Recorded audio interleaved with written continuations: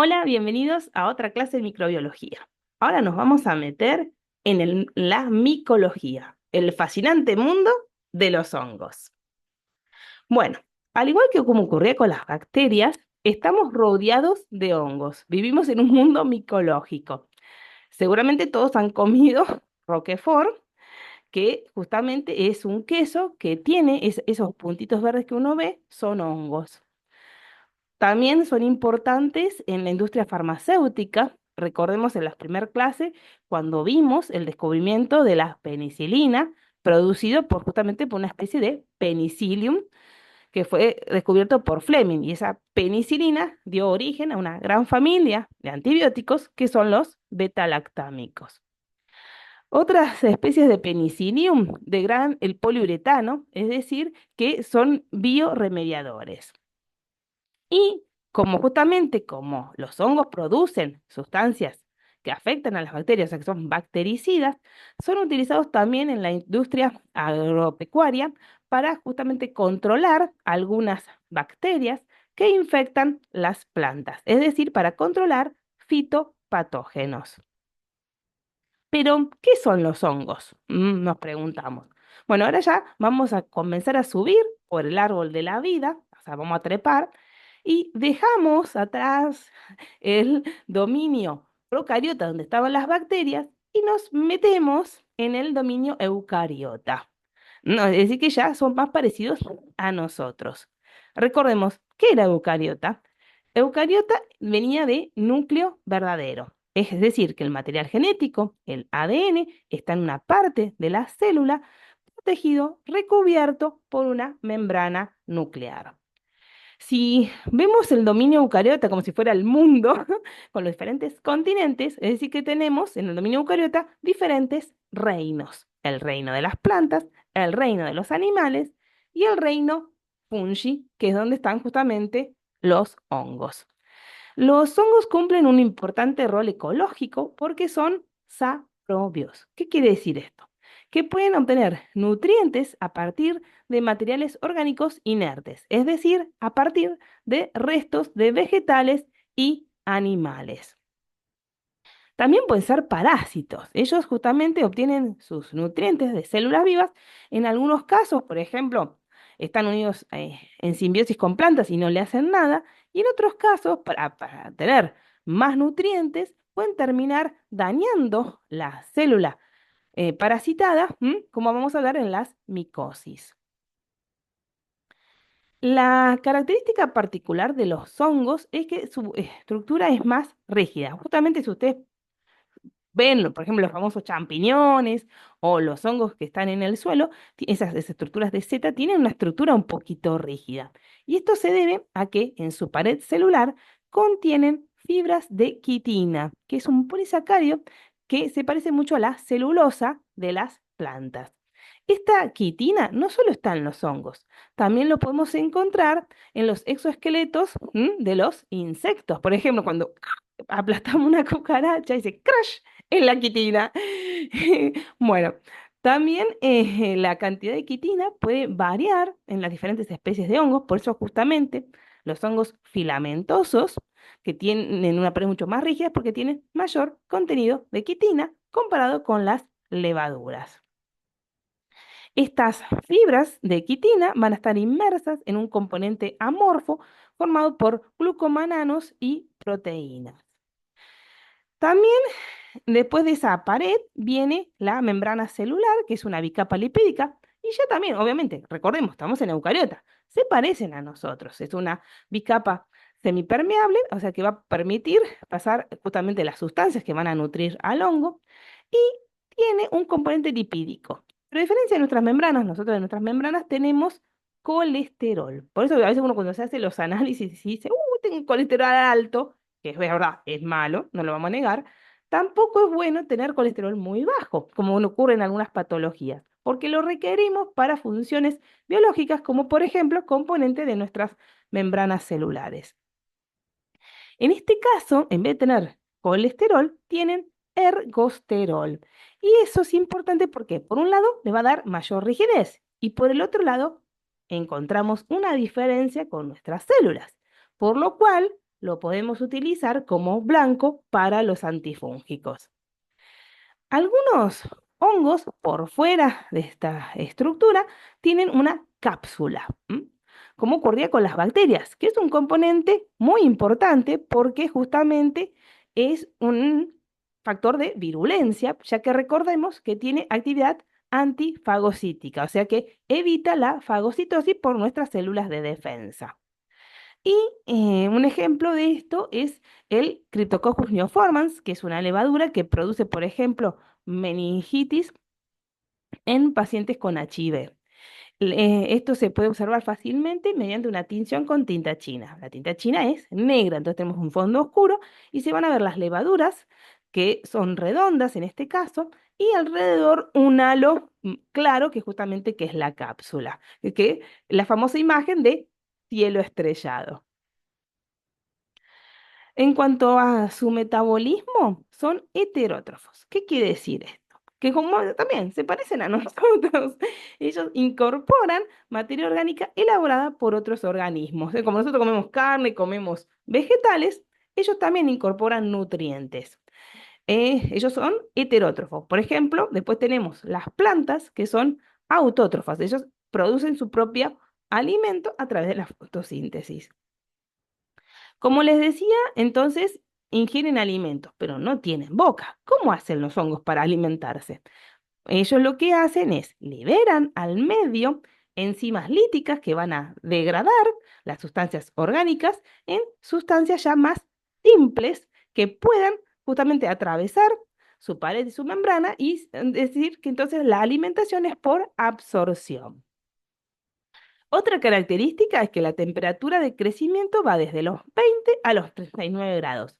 Es decir, que vamos a tener hongos que pueden crecer mejor, por ejemplo, a temperatura ambiente, unos 28 grados, y otros hongos que ya prefieren quizás temperaturas un poquito más altas, más parecidas a nuestra temperatura corporal, como son, por ejemplo, los 37 grados. El pH óptimo de crecimiento, acá ven, el rango va de 5,6 a 7,2. Es un pH ácido.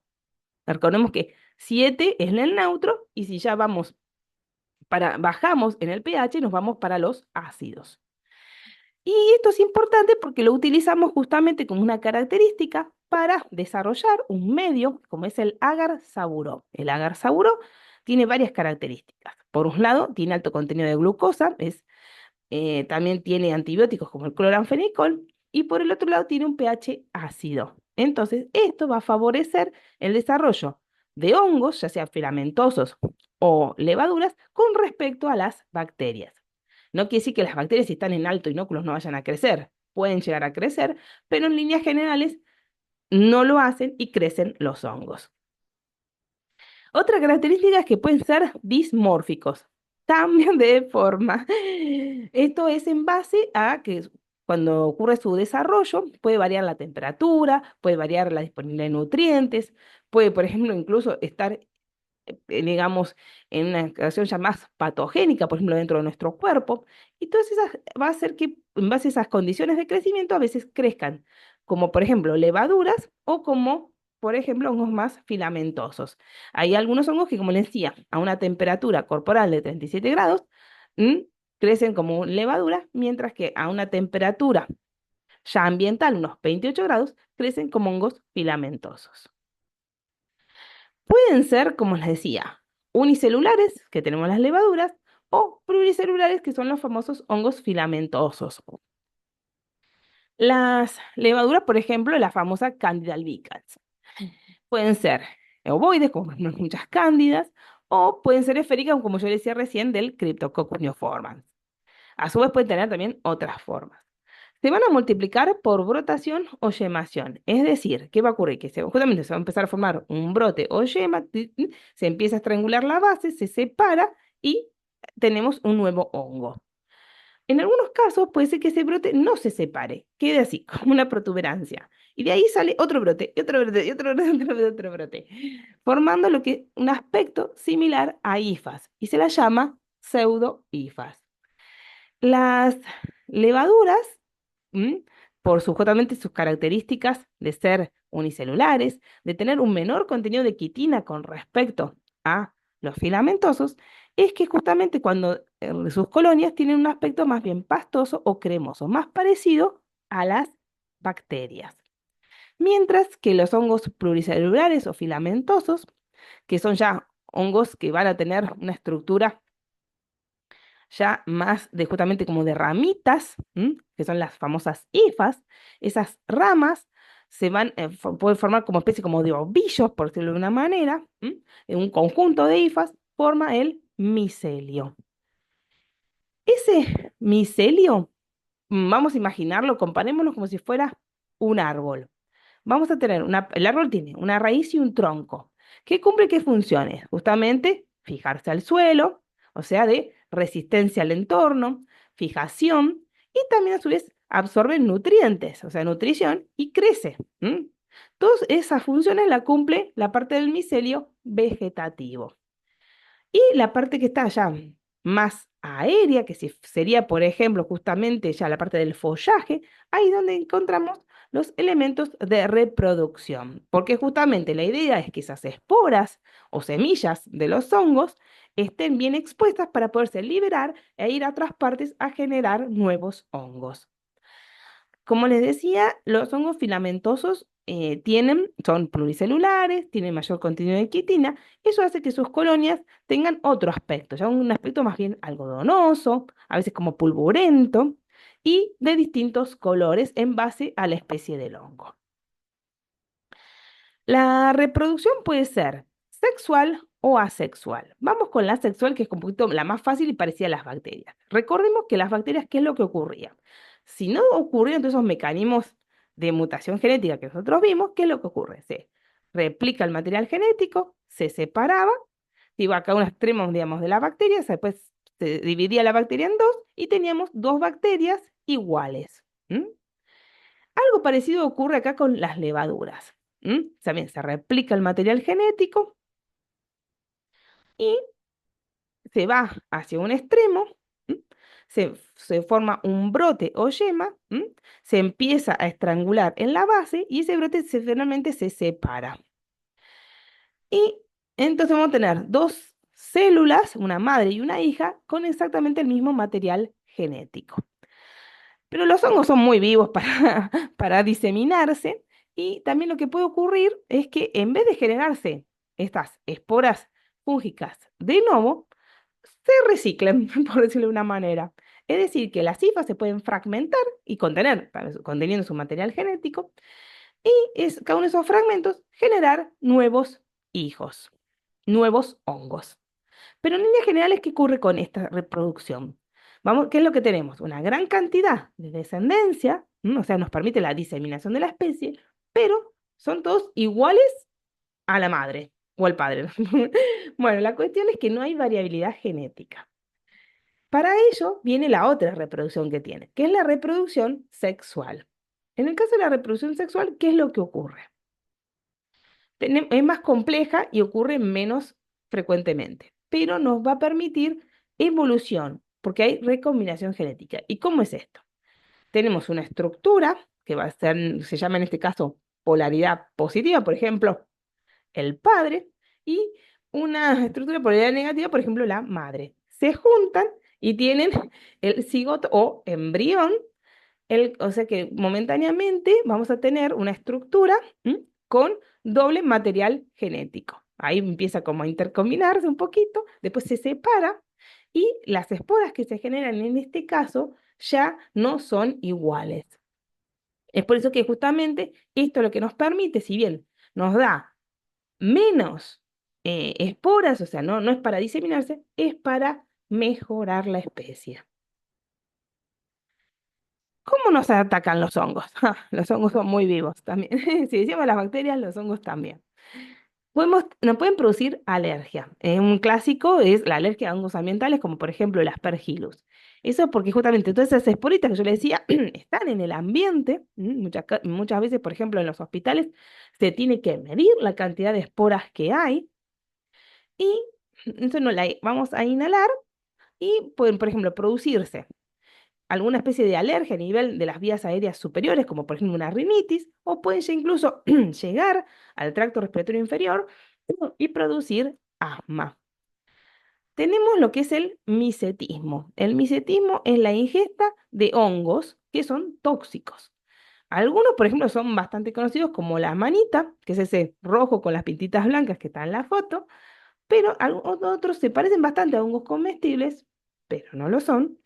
Y cuando uno los ingiere puede producir diferentes efectos en base al hongo. Pueden ser hepatotóxicos, o sea que dañan el hígado, o sea, daños neurológicos, hemolíticos, etcétera.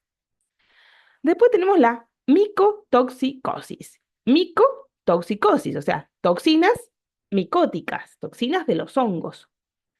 Y lo más comúnmente son conocidas son las aflatoxinas, que son producidas por el género de Aspergillus flavus, también otro hongo ambiental.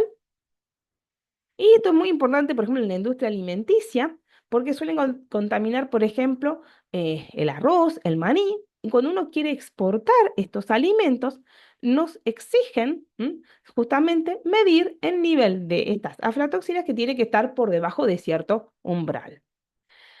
Cuando uno las ingiere, va a producir diferentes daños, también como nefrotoxicidad, cardiotoxicidad, etcétera.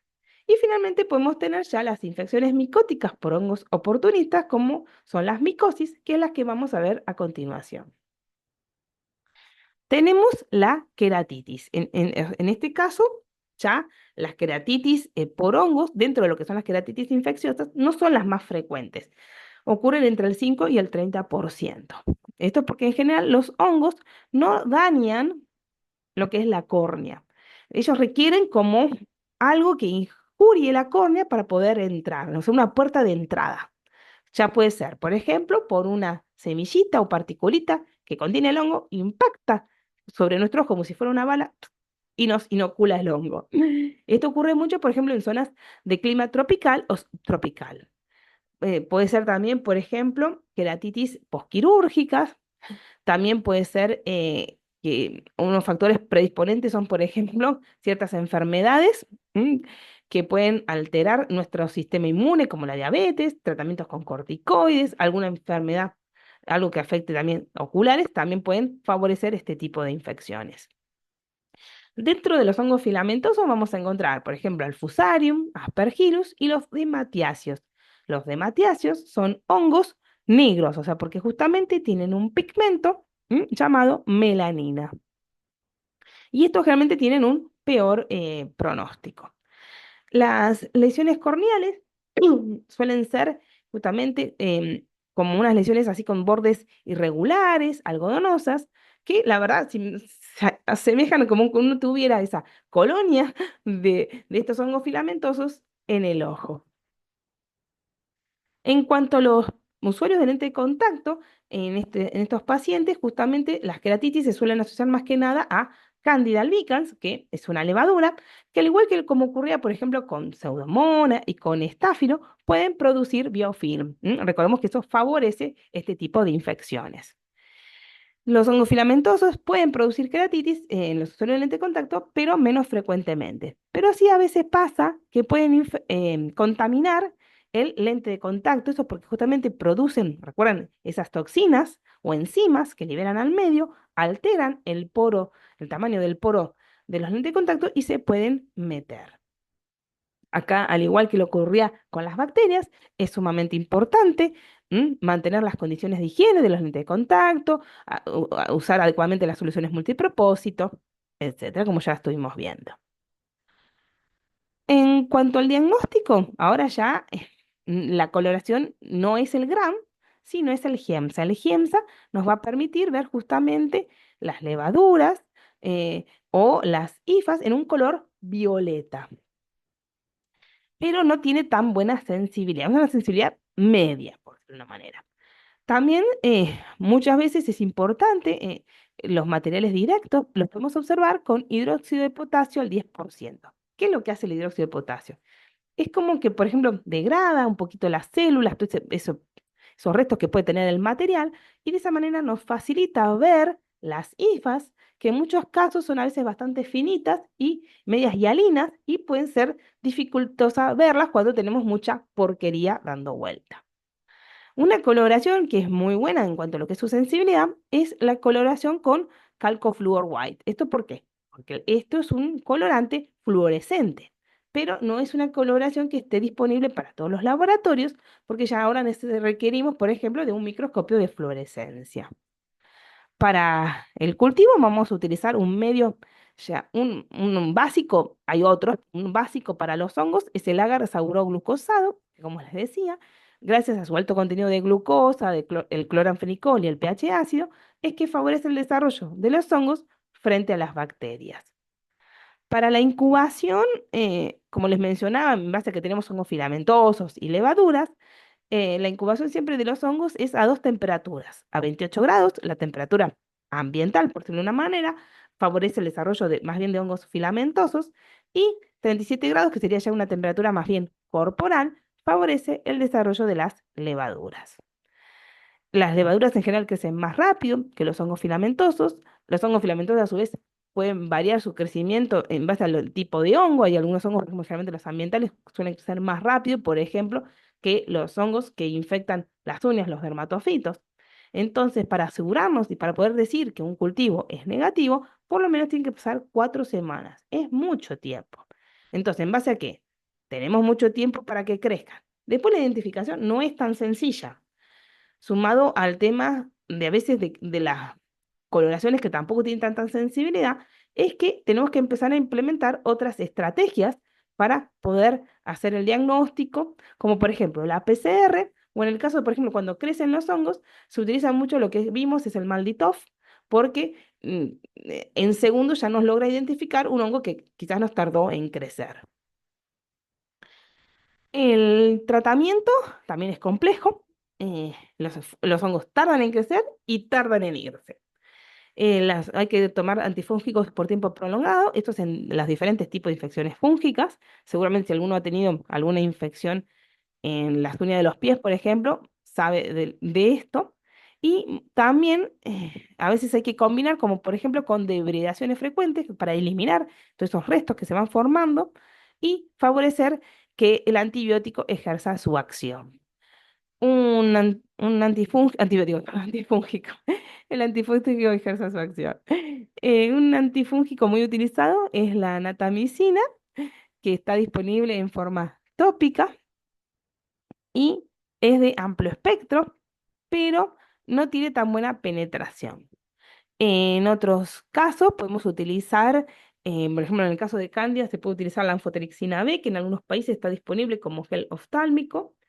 Y en algunos casos, ya por ejemplo, muchas veces en lo que son los hongos filamentosos, podemos también tener que adicionar ya un tratamiento oral, como por ejemplo con azoles, los cuales no están disponibles en forma de colirios. Como les mencionaba, el tratamiento es complejo porque no solo tenemos que eliminar al hongo, que cuesta, sino a su vez los hongos producen toxinas y enzimas que generan todo un daño colateral que complica el tratamiento y a su vez que se empeora el pronóstico de este tipo de patologías. Por lo cual, cuanto más rápido se haga el diagnóstico, mejor va a ser el el éxito terapéutico.